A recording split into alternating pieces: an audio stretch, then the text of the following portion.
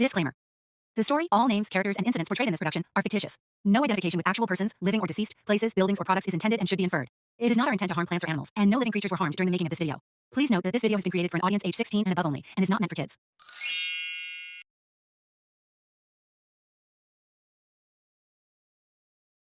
एक दिन बंदर मामा गहरी नींद में सोया था जब एक मीठी सुगंध ने उसे जगाया।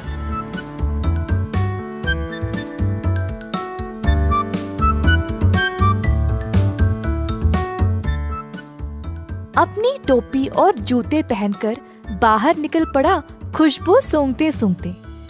बंदर मामा ने देखा कि ये सुगंध एक मिठाई की दुकान से आ रही थी। अंदर गया तो उसने कई प्रकार के मिठाइयों को देखा। एक लड्डू को देखकर बंदर के मुंह में पानी आ गया। जैसे ही बंदर लड्डू को उठाने गया, दुकान की मालकिन भालू ने बंदर का हाथ पकड़ के रोक दिया। बंदर भालू की ओर देखकर डर गया, तुरंत पीछे मुड़कर रोते रोते घर वापस भाग गया। टोपी और जूते को निकाल फेंक के निराश बैठा रहा कि मिठाई खाने को नहीं मिली। भालू काफी आलसी थी।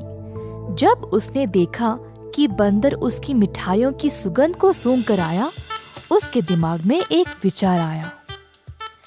भालू अपने दुकान में मिठाई संवारने के लिए बहुत आलसी थी, तो उसने सोचा कि वह सारे जानवरों को मिठाई की सुगंध से आकर्षित करके उन सबसे सारा काम करवाएगी। अगले दिन भालू जानबूझ के मिठाई हाथ में लिए सड़क पर चलने लगी। मिठाइयों की सुगंध से सब जानवरों को आकर्षित करे, यही थी उसकी योजना।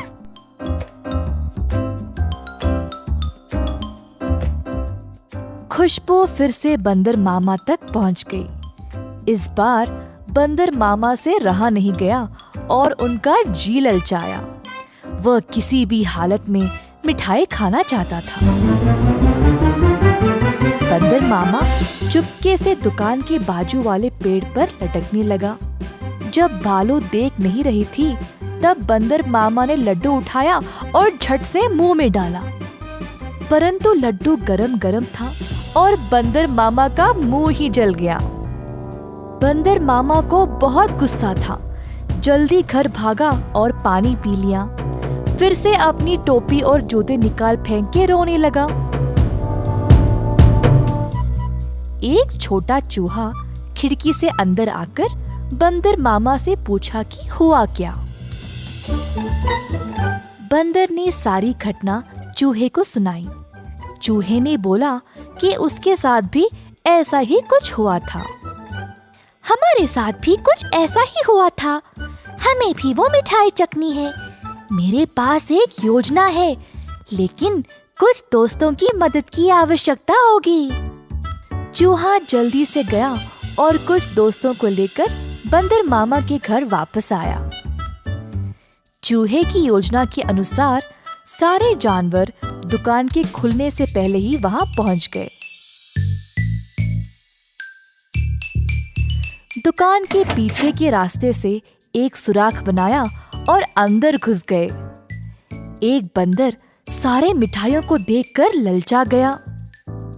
जोश में आकर कूदने लगा और नाचते नाचते केक के मिश्रण में गिर पड़ा।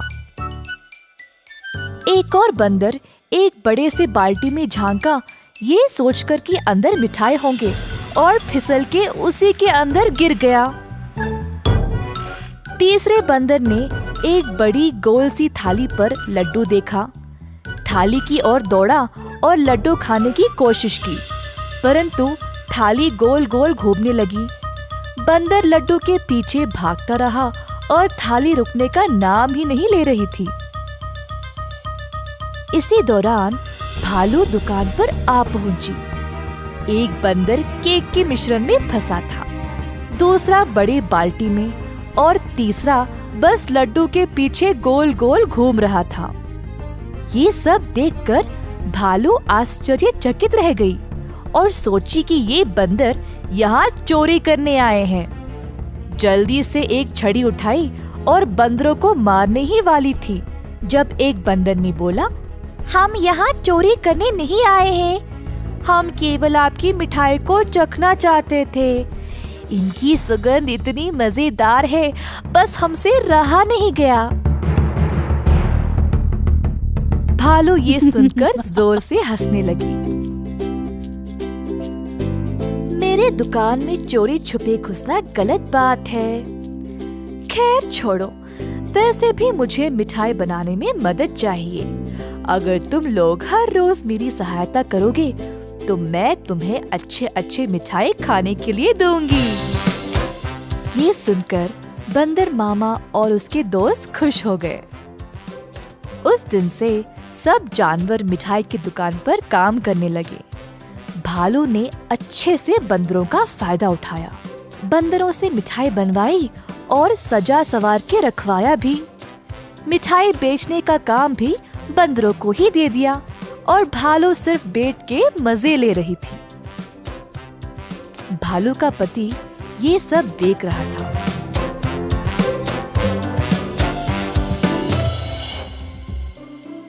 तुम तो रोज इतना काम करती हो, परंतु आज आराम से बैठकर मिठाई खा रही हो।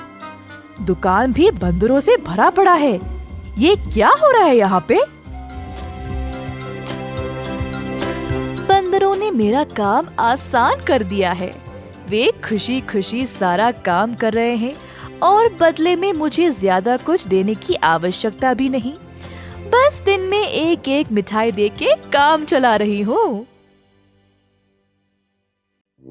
बंदर मामा कोने में इन दोनों की बातें सुन रहा था और ये सब जानकर उसे बुरा लगा। बंदर को एहसास हुआ कि भालू उसका और उसके दोस्तों का इस्तेमाल कर रही थी। बंदर मामा आगे आया और बोला, भालू जी, हमें आपकी मिठाई बहुत ही ज्यादा पसंद है, परंतु आप हमारी इस कमजोरी का फायदा नहीं उठा सकती। ऐसे स्वार्थी बनके किसी को इस्तेमाल करना गलत बात है। आपको दिखता नहीं हम सब यहाँ कितना मेहनत कर रहे हैं।